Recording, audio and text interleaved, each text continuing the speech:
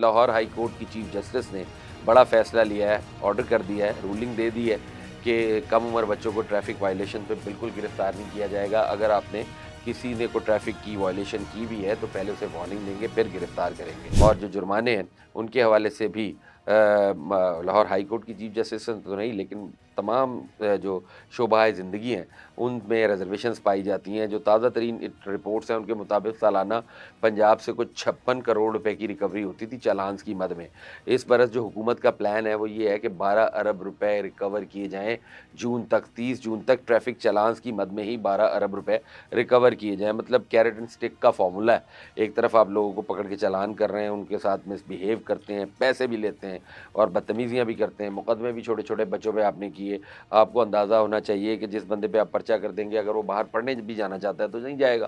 Because آپ اس کا criminal record بن جائے گا۔ اور اگر کسی کو ڈرائیونگ کی وائلیشن کی مد میں آپ وہ اس کے اوپر کیس کر دیتے ہیں اور وہ کسی مقدمے میں نامینیٹ ہو جاتا ہے تو دنیا بھر میں کہیں وہ ڈرائیونگ نہیں کر سکتا، ڈرائیونگ لائسنس اس کو نہیں ملتا۔ گورنمنٹ کو تو میرا خیال ہے یہ ساری باتیں پتہ ہے، لیکن عوام کو جیسے جیسے پتہ لگ رہا ہے تو خوف تو ان کے اندر آ رہا ہے۔ ٹریفک کی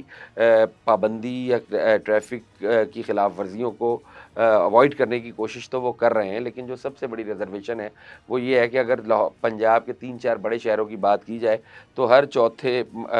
چوک میں کو 15-20 موٹر بائکس روک کے آپ کھڑے ہوئے ہیں پولیس والے، اور ان کو 2,000 روپے سے لے کے 10,000 روپے تک جرمانہ بھی کیا جا رہا ہے، جبکہ بڑی گاڑیوں کو یا 4 ویل جو وہیکلز ہیں ان کی خلاف ورزیوں کی تعداد بہت کم ہے۔ ویسے بھی ہمارے یہاں کی جو پولیس فورس ہے یا ٹریفک پولیس فورس ہے اس کی اس طرح کی ٹریننگ ہی نہیں ہے نا، اس میں وہ ایبلٹی نہیں ہے جو ہمارا ایک اوور آل سوسائٹی کا مائنڈ سیٹ ہے، وہی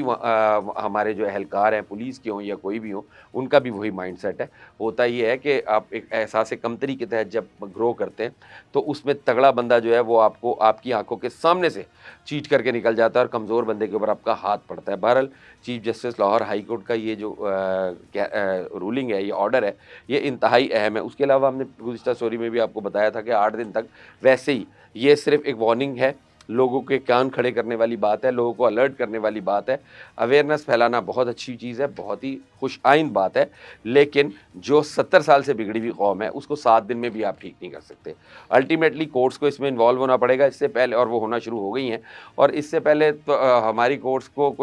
کیے ہوئے فیصلوں کو عوام کو بہت زیادہ اپریشیٹ نہیں کرتے، لیکن اگر آپ ایسی حرکتیں کریں گے جو الٹیمیٹلی کوئی آپ دیوار کے ساتھ لگا دیں گے لوگوں کو، تو پھر لازمی بات ہے کورٹ وہ ان کی پسند کی ہو یا نہ ہو، جب وہ فیصلہ ان کی مرضی کا دے گی تو وہ اس کو اپریشیٹ کریں گی۔ اور دوسری جانب جو آپ کا پولیٹیکل